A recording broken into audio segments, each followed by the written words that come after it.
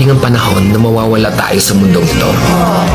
At kapag dumating ang panahon na yun, hindi mahalaga sa kung gaano karami ng pera ang naipon mo sa bangko.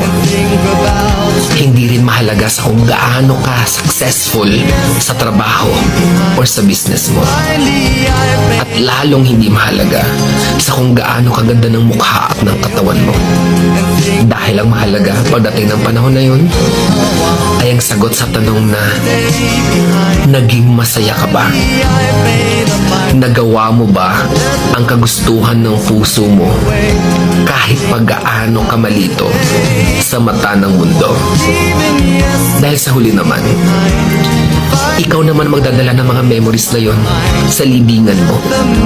Hindi naman ang mga tao sa paligid mo. So make sure na bago pa dumating ang panahon, naaalis na tayo sa mundong ito.